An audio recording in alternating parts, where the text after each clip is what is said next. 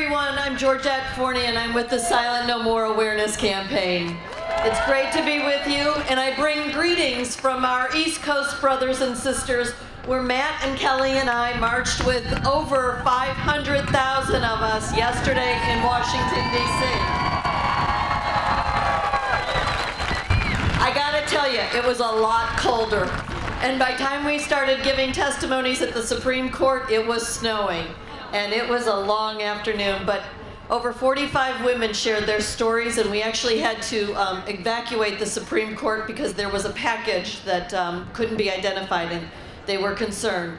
So we had to cut it short, but people followed us, and we went out to the corner and continued on. You know, Silent No More has done a lot of great things because of people like you standing up and joining us. And I ask you to continue to do that and share our message far and wide. I also bring greetings from Father Frank Pavone, our pastoral director, and Janet Morana. And, you know, this isn't easy to go up and share our stories. And yesterday, Matt and Kelly did this twice. Once at the memorial service at Constitution Hall, and again in front of the Supreme Court. And I'm so honored to call them my friends, and I'm so blessed to have them representing the campaign today. Kelly Klinger is a former Britney Spears backup singer and mouseketeer, and her wonderful husband, Matt, is a PGA golf pro teacher, wonderful guy. So without any further ado, they're going to tell you their story. God bless you. Silent No More. Thank you so much. This is a lot of people. Wow. As Georgette said, I grew up in the music business. I was an extra on the Mickey Mouse Club for a few years and was a background singer for Britney Spears, and I was living the life, I guess, as some people would think. And in the midst of that, I met a guy, and I got pregnant. And I grew up in church. I knew that abortion was wrong, but I felt at that point that I had no choice.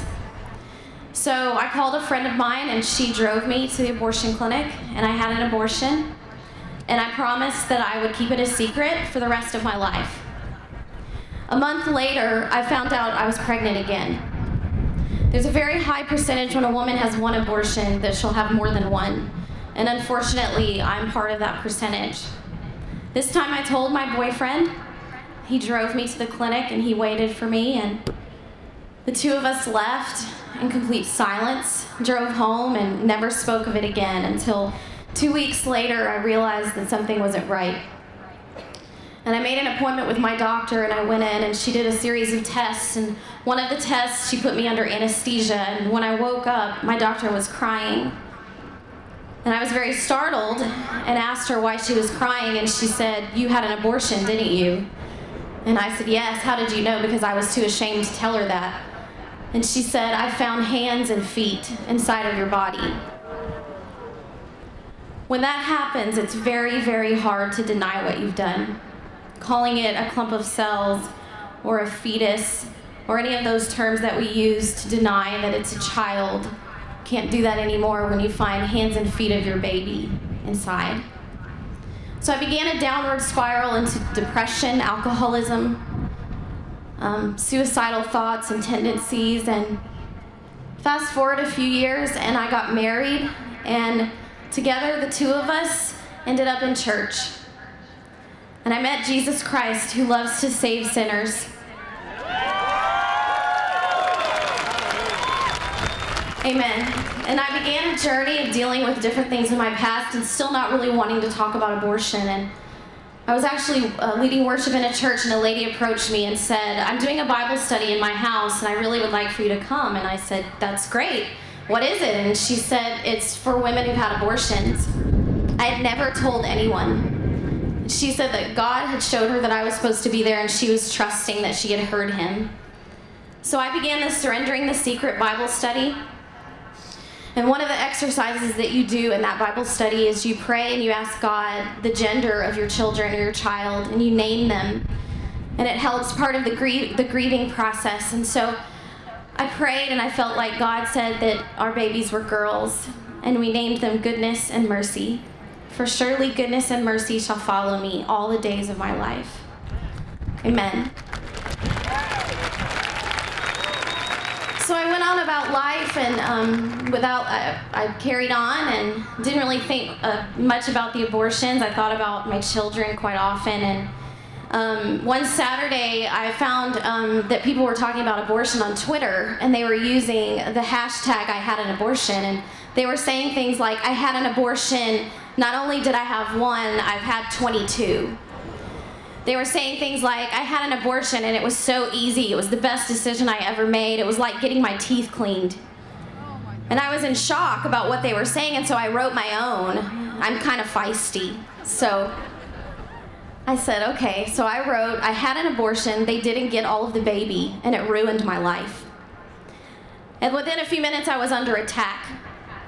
And so I realized that this group that I thought was for women, it was for our stories and for our truths, no matter what they be, no matter what they are, I realized they didn't want my story to be told.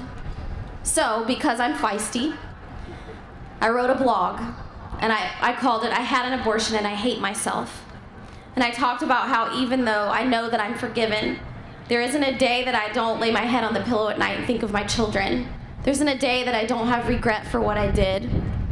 And within 72 hours of posting that blog, it had been seen by hundreds of thousands of people. It had been translated into 25 languages. And it had been seen by the Silent No More Awareness campaign.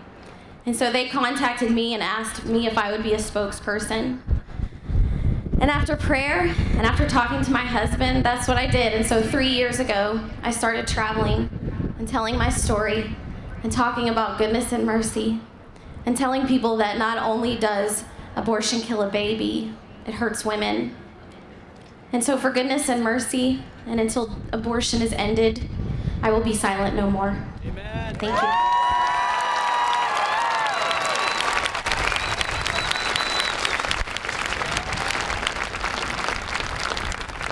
And I just want to say real quick that I'm the man that she had the 2 abortions with. I was her boyfriend at the time. We were both really young. We had both grown up in church, so we were really afraid of what our parents would have said to us. We had no trust in each other, no trust in God.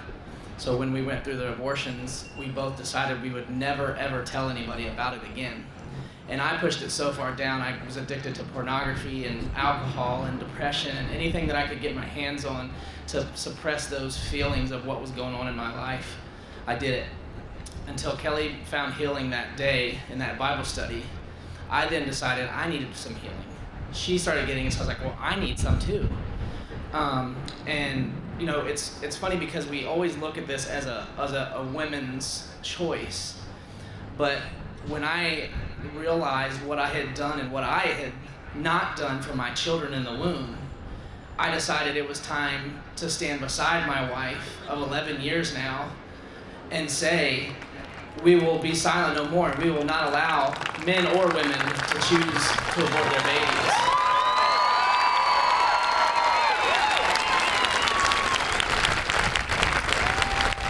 So not only is it a miracle that we got married, but we've been married for 11 years. We have 2 beautiful children.